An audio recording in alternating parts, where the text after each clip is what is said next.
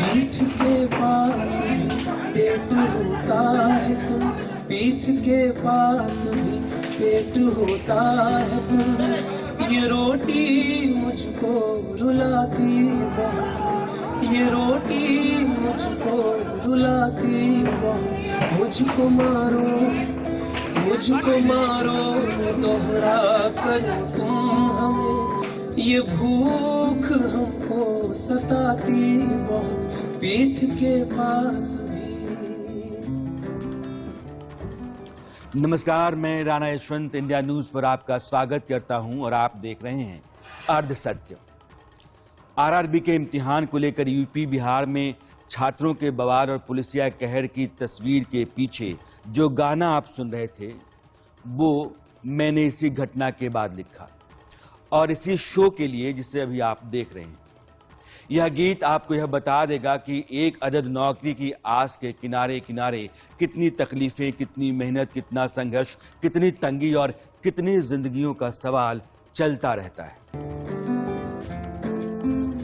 पाई पाई जोड़े papa mummy बरसों, एक परीक्षा और मेरी तैयारी बरसों, भाई बहनों की पढ़ाई में ढिलाई बरसों।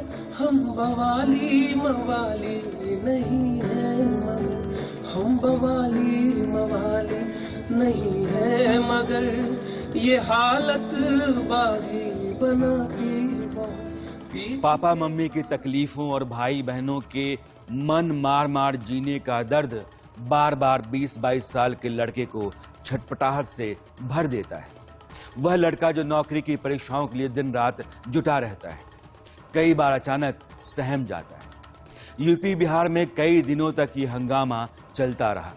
रेलवे का इम्तिहान दे चुके छात्र आपे से बाहर थे और कानून व्यवस्था की लगाम कसे रखने के लिए पुलिस ताबड़तोड़ डंडे चला रही थी। सवाल क्या हुआ, कैसे हुआ, ये नहीं है। सवाल ये है कि जो हुआ वो क्यों हुआ। जिस देश में नौजवान नौकरी के लिए सालों साल तैयारी करता रहता है, तमाम दिक्कत परेशानी के बावजूद उम्मीद की डोर पकड़े दिन रात लगा रहता है, नौकरी मिल जाएगी तो दिन बदल जाएंगे, इस आस में माँ बाप पेट काट काट कर पैसा भेजते रहते हैं, उस देश में नौकरी गूलर का फूल है। गूलर का फूल जानते हैं ना आप? कुछ लोग कहते हैं कि होता है और कुछ लोग कहते हैं कि नहीं होता है। बचपन में मेरी दादी एक कहानी सुनाया करती थी कि एक दही वाली थी, माथे पर करना लेकर जा रही थी। करना मतलब वह बर्तन मिट्टी का जिसमें दही रखा जाता है। तो उस दही वाले के करने में गूलर का फूल गिर गया। वो जितना दही बेचती, करना में उतना ही बचा रहता। दिन भर बेचती रही, पैसा कमाती रही, लेकिन दही खत्म नहीं हुआ।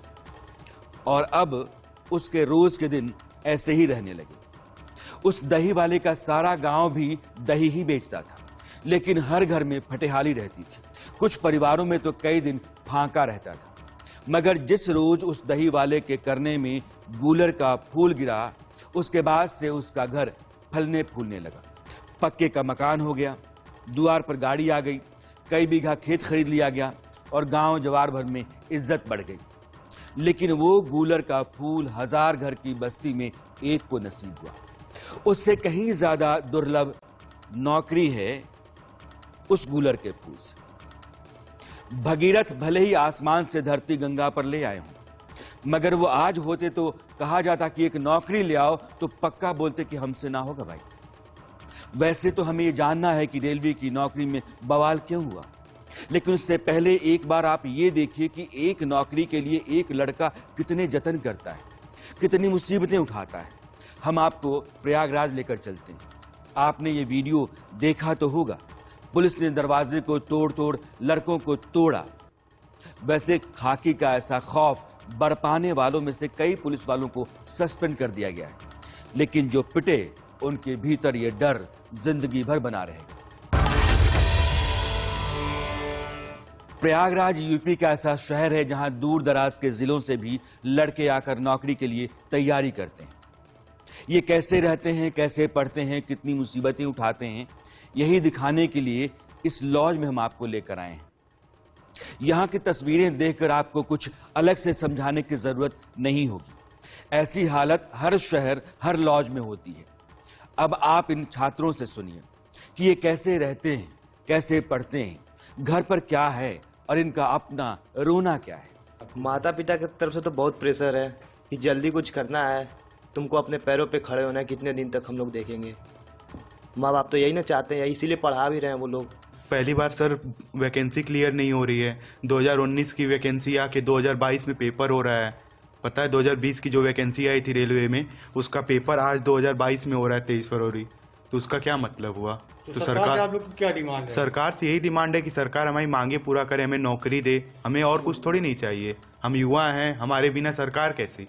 तो हमें बस नौकरी चाहिए।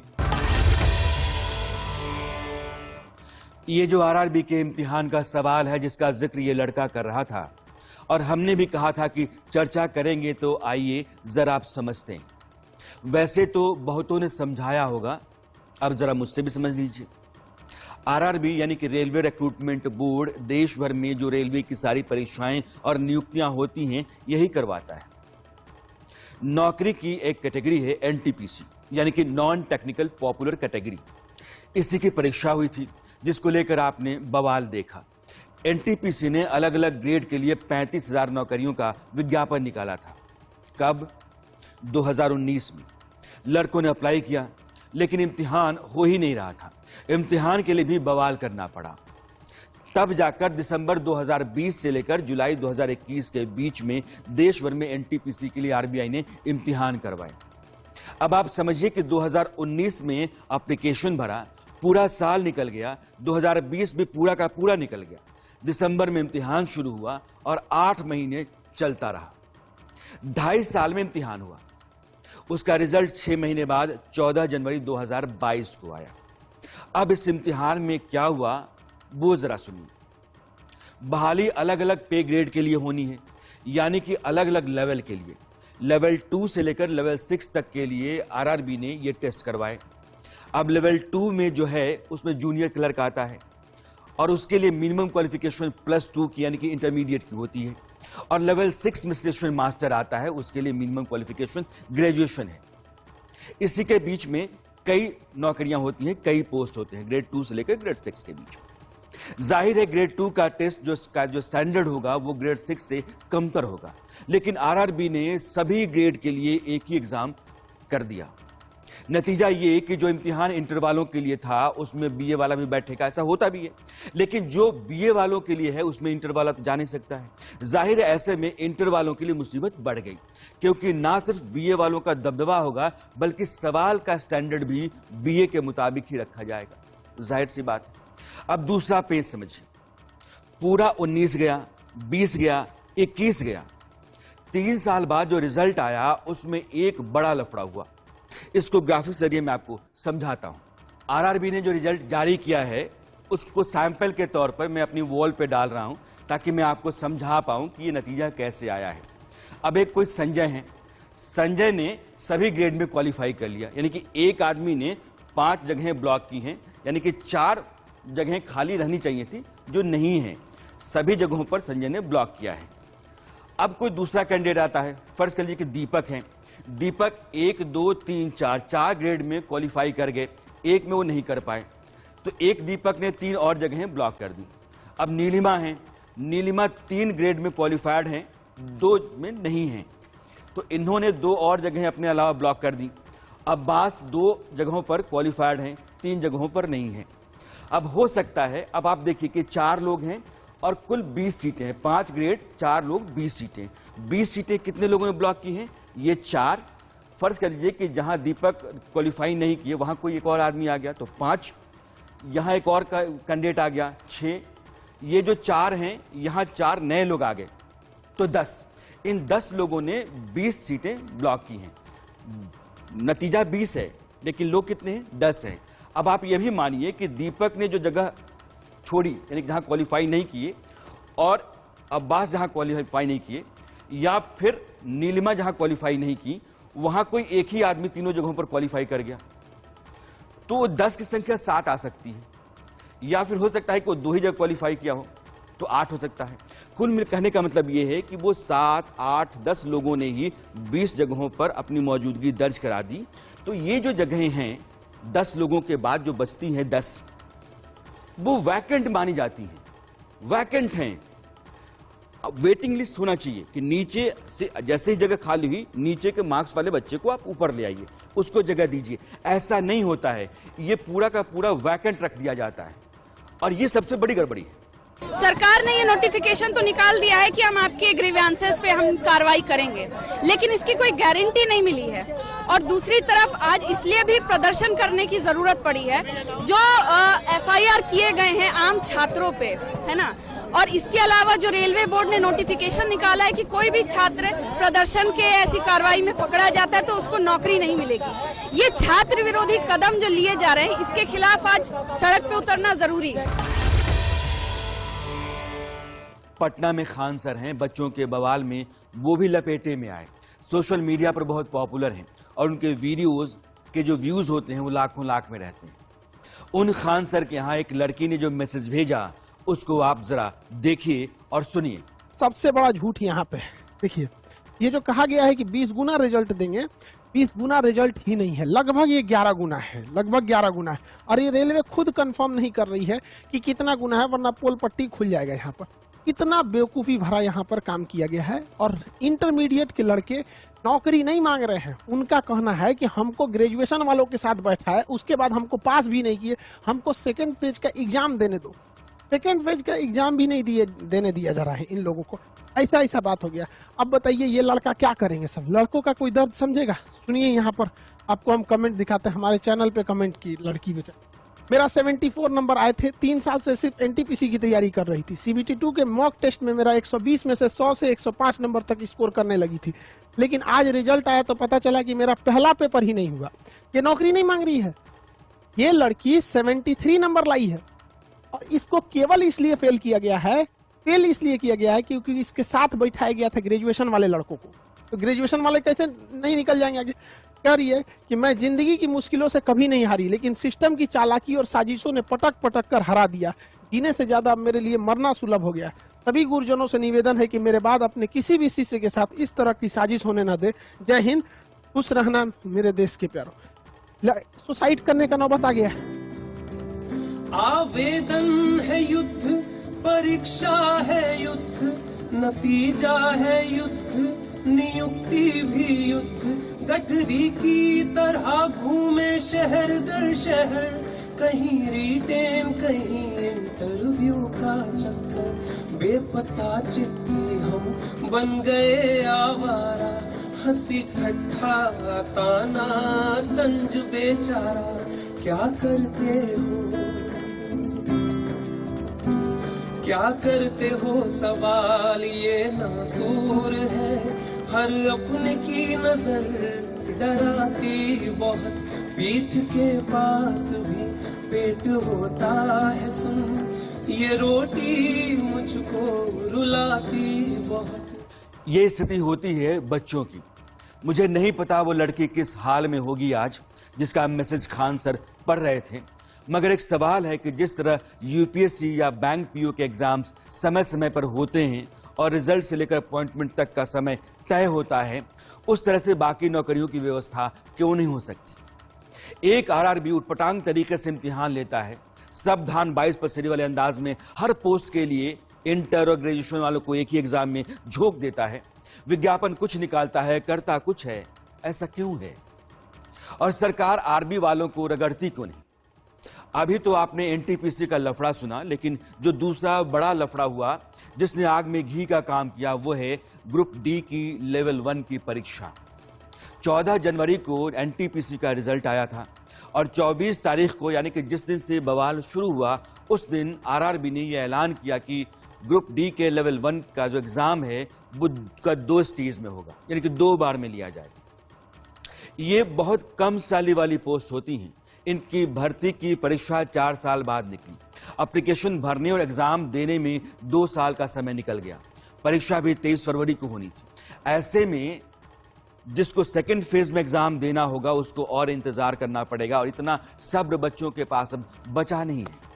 24 को जो बवाल हुआ उसमें एनटीपीसी वालों के साथ साथ ग्रुप डी लेवल 1 परीक्षा वाले भी शामिल हो गए। सरकार ये कह रही है कि लगभग 1.25 करोड़ बच्चों ने अप्लाई कर दिया और इतने बड़े लेवल पर परीक्षा लेने का इंतजाम उसके पास नहीं है। इतनी बड़ी संख्या में 1,25,00,000 कैंडिडेट्स अगर हो तो कैसे उनको एक साथ सेम तरीके से same level of hardness of question की ये सब करना अति डिफिकल्ट है। आप सब इस प्रक्रिया से गुजर चुके हो, आप भी समझते होंगे।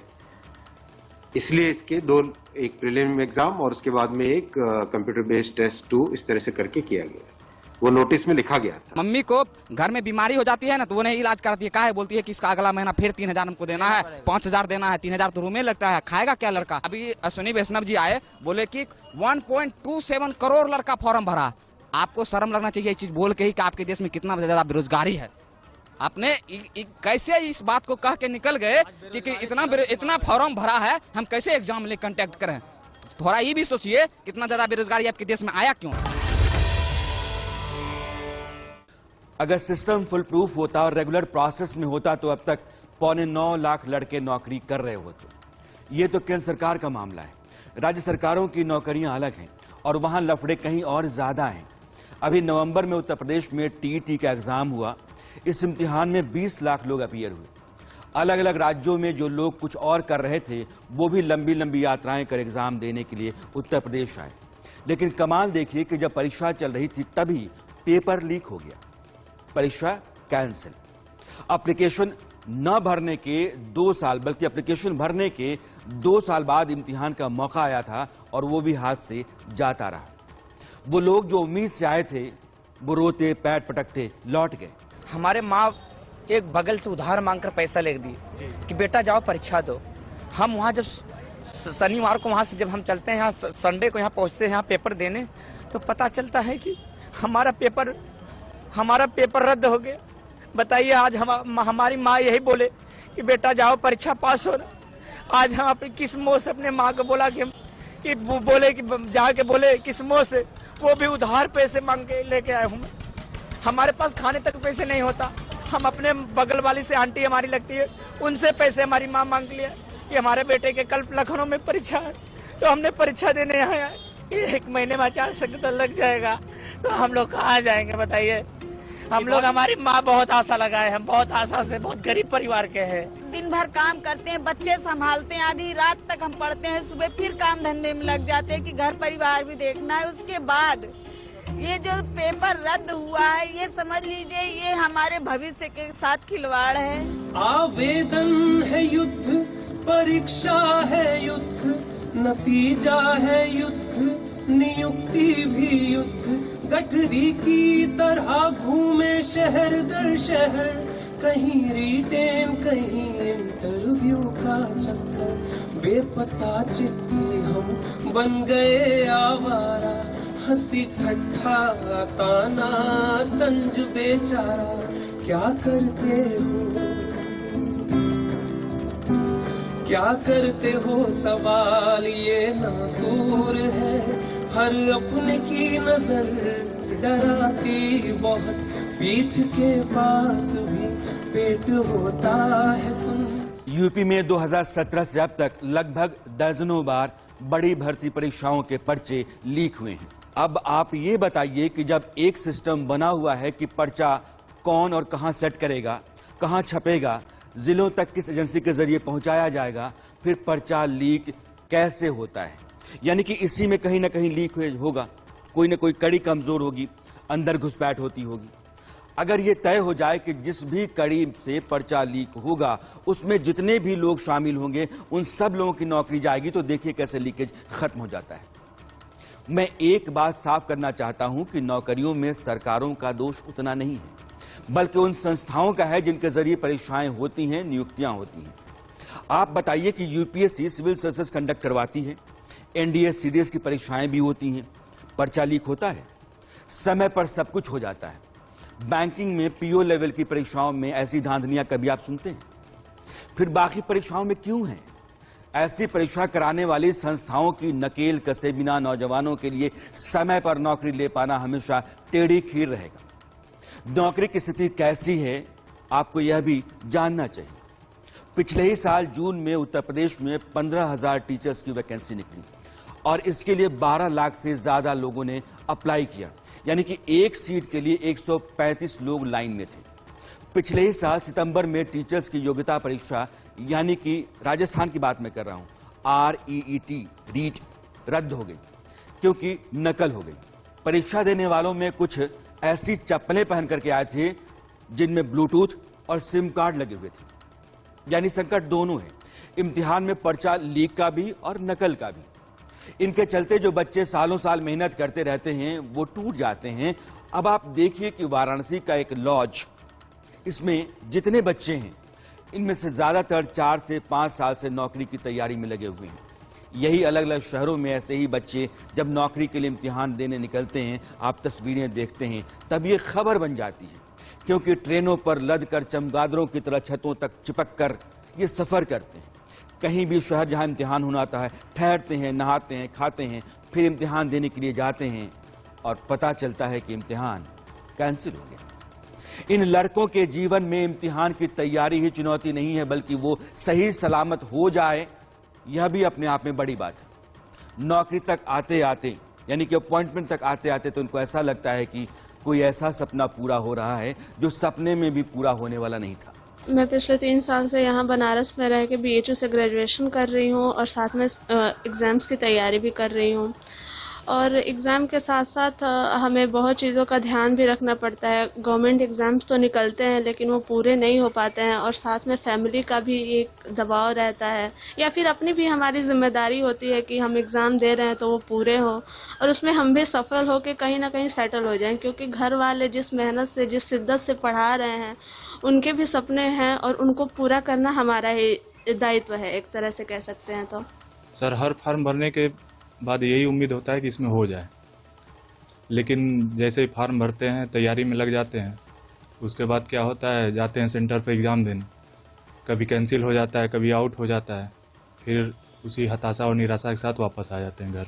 मैं 4 साल से ही बनारस में रह के अपनी तैयारी कर रहा हूँ। सर, कहने को तो लोग बोलते हैं कि वनडे एग्जाम की तैयारी करनी है तो आप इलाहाबाद जा सकते हैं या फिर दिल्ली जाएंगे। नहीं सर, मेरा मानना था कि तैयारी कहीं से भी सकती है, तो मुझे बनारस सर पसंद है रहने के लिए, तो मैं बनारस में तैयारी कर रहा हूँ।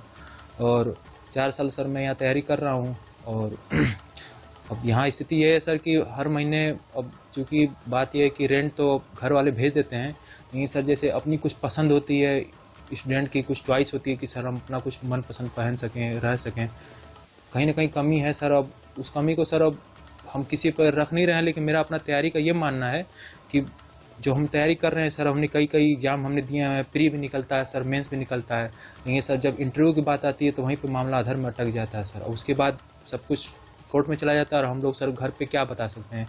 घर वालों को तो हर एक चीज़ हम लोग नहीं जानते, क्योंकि उन लोगों का ग्रामीण परिवेश रहा है, घर पे लोग रहते हैं, हर एक चीज़ अधिक से अधिक पिताजी समझ सकते हैं, लेकिन माता जी को तो उम्मीद यही रहती है कि हमारा लड़का कब मतलब नौकरी कर सकता है। अब सर स्थिति यही चल रही है, अब जैसा क्या बताएं सर।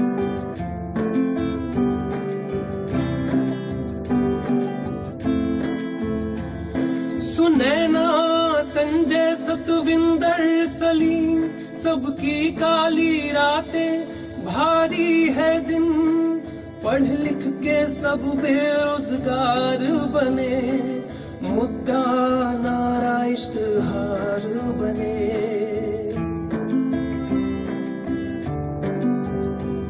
समय से आए गए चुनाव कई, नौकरी लेकर हम गांव पहुंचे नहीं।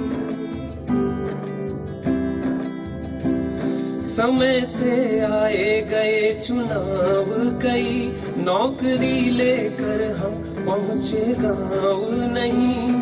अब घर से कम ही आता है फोन, अब जिंदगी से मौत भाती बहुत, पीठ के पास भी पेट होता है सुन। ये रोटी मुझको रुलाती बहुत, ये रोटी मुझको रुलाती बहुत, ये रोटी मुझको रुलाती बहुत। नौकरी की हालत कैसी है इसका अंदाजा आपको 2-3 उदाहरणों से मिल जाएगा। 2018 में मुंबई पुलिस में 1400 पोस्ट पर भर्ती हो रही थी और इसके लिए 2 लाख से ज्यादा लोगों ने अप्लाई किया। कांस्टेबल के लिए 12वीं पास लोगों की जरूरत होती है, लेकिन अप्लाई करने वालों में 423 इंजीनियर, 5 वकील और 167 MBA थे और इसी में 3 डॉक्टर भी शामिल थे। 2018 में उत्तर प्रदेश में चपरासी के लिए 62 पोस्ट निकली और इसके लिए 50,000 ग्रेजुएट, 28,000 पोस्ट ग्रेजुएट और 3700 PhD कर चुके लोगों ने भी अप्लाई किया। जो ग्रेजुएट और पोस्ट ग्रेजुएट थे उनमें से कई बीटेक और MBA कर चुके थे। इसी तरह से उत्तर प्रदेश में ही 2015 में 368 क्लर्क की बहाली निकली और जानते हैं कितने लोगों ने अप्लाई किया? 2,30,00,000 लोगों ने। हिसाब लगाइए तो एक क्लर्क के लिए 6,250 एप्लीकेशन आए। लोग इतने ज्यादा हो गए कि सरकार को भर्ती रोकनी पड़ी, क्योंकि इतने लोगों का इंटरव्यू अगर लिया जाता तो 4 साल तक इंटरव्यू ही चलता रहता।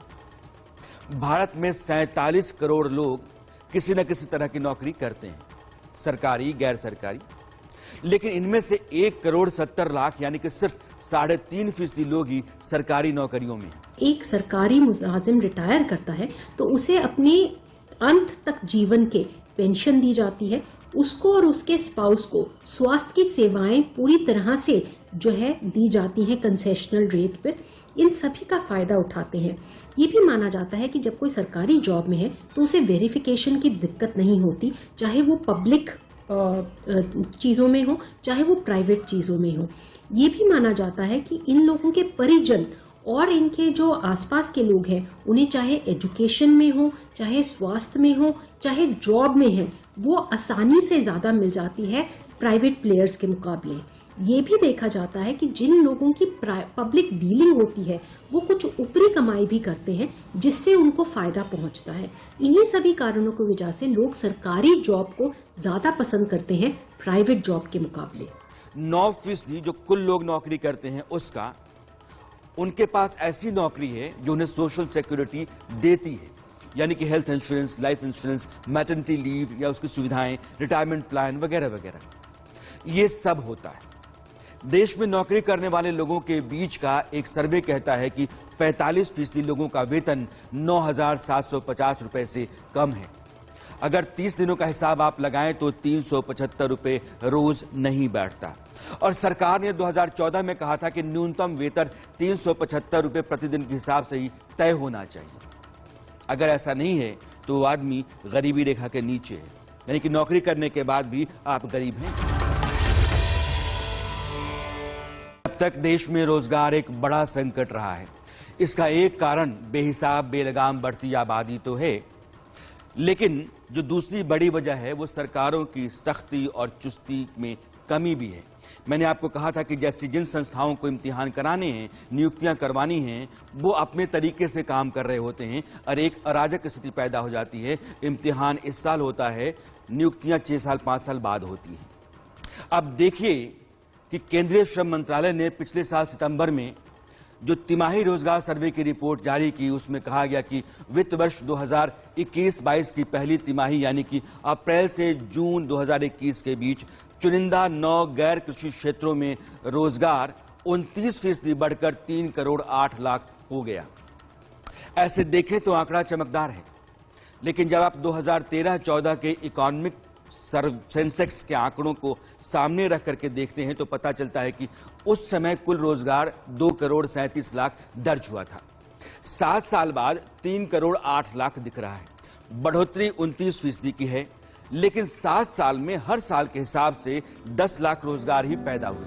पीठ के पास भी पेट होता है सुन, पीठ के पास भी पेट होता है सुन, ये रोटी मुझको रुलाती बहुत, ये रोटी मुझको रुलाती बहुत, मुझको मारो दोहरा करो तुम हमें, ये भूख हमको सताती बहुत, पीठ के पास भी। वैसे देश की अर्थव्यवस्था 2017-18 से स्लो डाउन का शिकार रही है। जीडीपी की रफ्तार लगातार कम होती रही है और 2020-21 में तो कोविड ने बेहिसाब नुकसान किया। पीएलएसएस की अक्टूबर से दिसंबर 2020 की रिपोर्ट ये बताती है कि निश्चित वेतन वाले जॉब में कमी आई है। इस दौरान बेरोजगारी दर 10.3% रही, जो 2019 के इसी पीरियड के बेरोजगारी दर 7.9 से कहीं ज्यादा थी। अब मैं आपको बेरोजगारी दर समझा देता हूं। 7.9 का मतलब ये हुआ कि 1000 लोगों में 79 लोग ऐसे थे जिनके पास नौकरी नहीं थी। पिछले महीने की ही बात है कि 10% से ज्यादा बेरोजगारी बढ़ी है देश में, जबकि छोटे छोटे देशों की बात करें जैसे बांग्लादेश, मेक्सिको, वियतनाम, जहां पे 2, 4 और 5% से ऊपर ये आंकड़े नहीं पहुंचे हैं, जबकि कोरोना जैसी संकट वहां पर भी देखने को मिल रही है। रोजगार का संकट ये है। हम ये समझने की कोशिश करते हैं कि सरकारें चाहे केंद्र की हों या फिर राज्यों की, खाली पदों को आखिर क्यों नहीं भरती। एग्जाम से रिक्रूटमेंट तक कोई कैलेंडर फॉलो क्यों नहीं किया जाता। तो पता यह चलेगा कि वेतन और पेंशन के चक्कर में सरकारों का सारा बजट हिला रहता है। 2018-19 का एक आंकड़ा कहता है कि सरकारी कर्मचारियों पर कुल 3,23,000 करोड़ रुपए खर्च होते हैं, जो कुल बजट का 13% है। और पेंशन जो दी जाती है उसकी कुल रकम बनती है 2,77,000 करोड़, और ये कुल बजट खर्च का 11% के आसपास बैठता है। यानी कि वेतन और पेंशन को अगर आप जोड़ दें तो बजट का 1/4 हिस्सा तो इसी में चला जाता है। अगर आप राज्यवार चलें तो कहीं कहीं स्थितियां और खराब दिखेंगी। राजस्थान में 34% बजट सरकारी कर्मचारियों के वेतन और पेंशन में जा रहा है। इसी के आसपास की स्थिति महाराष्ट्र, पश्चिम बंगाल, छत्तीसगढ़, बिहार और तमिलनाडु जैसे राज्यों की है। यही कारण है कि सालों साल सरकारी पोस्ट खाली रहते हैं। इम्तिहान से लेकर इंटरव्यू तक पर्चा लीक का परचम लहराता रहता है और एक सीट, एक नौकरी के लिए हजारों बच्चे अपना सालों साल खपा देते हैं, दर-दर की ठोकरें खाते हैं और कई बार ताबड़तोड़ लाठियां भी खाते हैं। ये अपनी मांग को लेकर हिंसा पर उतरना या रेलवे की संपत्ति को जलाना, किसी भी तरह से यह सब मंजूर नहीं हो सकता किसी को। यह सारा नुकसान पहुंचाना गलत है। यह हिंसा का रास्ता है और इससे विरोध अपाहिज हो जाता है। कई बार छात्रों की मांग में राजनीतिक दलों की साजिशें घुसपैठ कर जाती हैं और माहौल बिगड़ा हुआ सा लगता है। यह सिर्फ इसलिए होता है कि विरोध का जो रास्ता छात्र या नौकरी चाहने वाले नौजवान चुनते हैं वो हिंसक हो जाता है और माहौल बिगाड़ने के लिए हथियार की तरह विपक्ष को वो नजर आता है। इसको भी समझना जरूरी है। लेकिन बड़ा और बुनियादी सवाल यह है कि तमाम सरकारें और सरकारी नौकरियों के लिए समय पर इम्तिहान और समय पर नियुक्तियां तय क्यों नहीं करती हैं, और गैर सरकारी क्षेत्रों में नौकरियों की गुंजाइश लगातार बढ़ाई क्यों नहीं जाती है। इस तरह की आर्थिक नीतियों पर सरकार को ईमानदारी से काम करना चाहिए। बहुत सारे सेक्टर्स हैं जहां गुंजाइश बहुत ज्यादा है। नौकरी मिलना शुरू हो जाएगी, रोजगार पैदा होना शुरू हो सकते हैं। नौकरी और खासकर सरकारी गूलर का फूल जो मैं कह रहा था, वो कहानी यही है कि सरकारी गूलर अगर आ गया है तो फिर घर की हालत बदल जाती है, सब कुछ ठीक हो जाता है। जिसके हिस्से नहीं है उसकी फटेहाली बदहाली नहीं जाती है। ये जो गूलर का फूल है उसका मिलना आसमान से तारे तोड़ने जैसा है, और उसके लिए लड़के जिस तरीके से खुद को खपाते हैं वो भगीरथ प्रयास से कहीं बड़ा है। चलते चलते मैं आपको अपने उस गाने के साथ छोड़ रहा हूं जो इसी नौकरी का दर्द लिए हुए है। इसका संगीत सतीश त्रिपाठी ने तैयार किया और गाया है अरुण यादव ने। इस गाने को सुनिए। नमस्कार।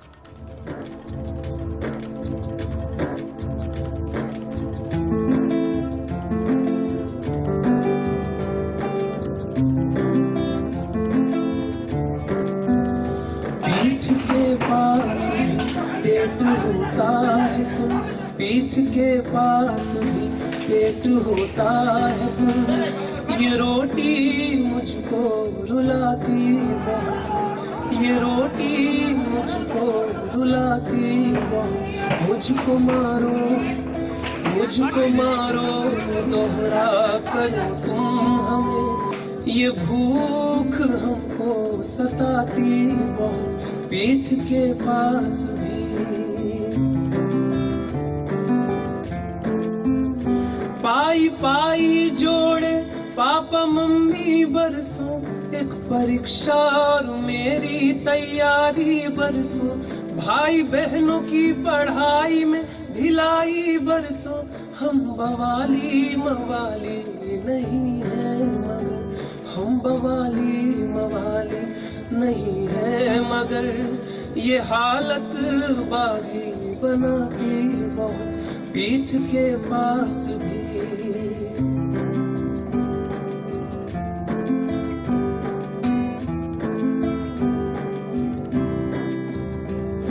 आवेदन है युद्ध, परीक्षा है युद्ध, नतीजा है युद्ध, नियुक्ति भी युद्ध। गठरी की तरह घूमे शहर दर शहर, कहीं रिटेन कहीं इंटरव्यू का चक्कर। बेपता चिट्ठी हम बन गए आवारा, हंसी ठट्ठा ताना तंज बेचारा। क्या करते हो क्या करते हो सवाल ये नासूर है, हर अपने की नजर डराती बहुत पीठ के पास भी पेट होता है सुन, ये रोटी मुझको रुलाती बहुत।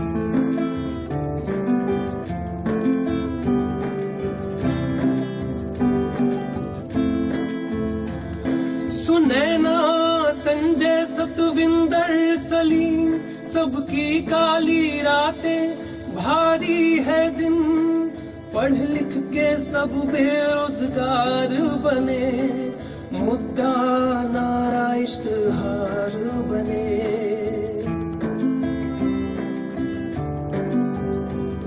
समय से आए गए चुनाव कई, नौकरी लेकर हम गांव पहुंचे नहीं। समय से आए गए चुनाव कई, नौकरी लेकर हम पहुंचे गांव नहीं। अब घर से कम ही आता है फोन, अब जिंदगी से मौत भाती बहुत पीठ के पास भी पेट होता है सुन, ये रोटी मुझको रुलाती बहुत, ये रोटी मुझको रुलाती बहुत, ये रोटी मुझको रुलाती बहुत।